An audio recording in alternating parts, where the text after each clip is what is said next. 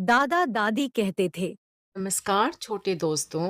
हमारे चैनल दादा दादी कहते थे में आपका स्वागत है, जहां हम educational and motivational stories share करते हैं जो आपके दिलों को खुशी और ज्ञान से भर देती हैं। आज मेरे पास बच्चों आपके लिए एक विशेष कहानी है। इसका नाम है दो बिल्लियाँ और चालाक बंदर। आइए शुरू करें। एक समय की बात है, एक छोटे से गांव में दो बिल्लियां रहती थीं। दोनों में अच्छी दोस्ती थी, लेकिन अक्सर खाने की चीज़ों को लेकर आपस में झगड़ा कर बैठती थी।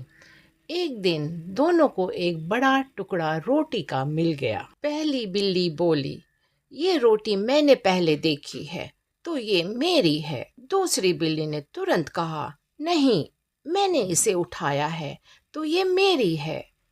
दोनों बिल्लियां आपस में झगड़ने लगी और रोटी के टुकड़े को लेकर खींचातानी करने लगी। उनके झगड़े से तंग आकर उन्होंने सोचा कि किसी से मदद ली जाए ताकि रोटी को बराबर बराबर बांट लिया जाए। तभी एक चालाक बंदर पास से गुजर रहा था।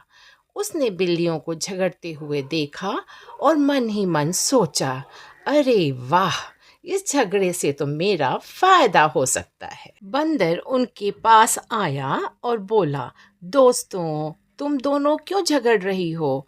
मैं इस रोटी को तुम्हारे बीच बराबर बराबर बांट देता हूँ। बिल्लियाँ बहुत खुश हो गईं और बंदर की बात मान ली।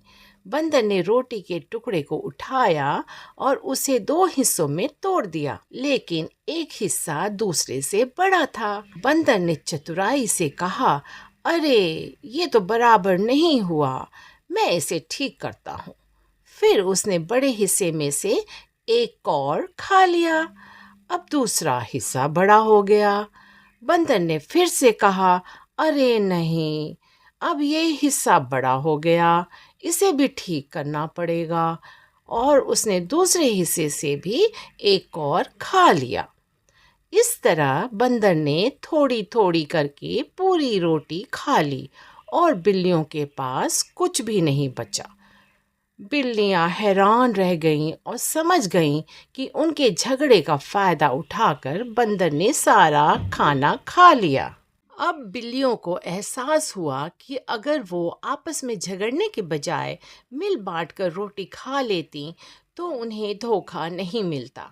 उन्होंने आपस में मिलकर रहने और चीज़ों को साझा करने का वादा किया। इस प्यारी और सरल कहानी से बच्चों को मिलजुल कर रहने और लालच से बचने की सीख मिलती है।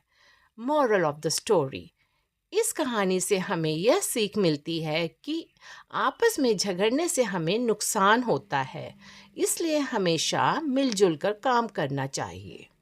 छोटे दोस्तों, अगर आपको यह मोटिवेशनल और एजुकेशनल कहानी पसंद आई है तो कृपया इसे अपने दोस्तों के साथ शेयर करना न भूलें और हमारे चैनल को लाइक और सब्सक्राइब करना भी न भूलें। आज की कहानी के लिए बस इतना ही, लेकिन और अधिक वंडरफुल एडवेंचर्स के लिए वापस आना भी न भूलें। अगली बार तक सीखते रहो, बढ़ते रहो और मुस्कुराते रहो। Bye bye.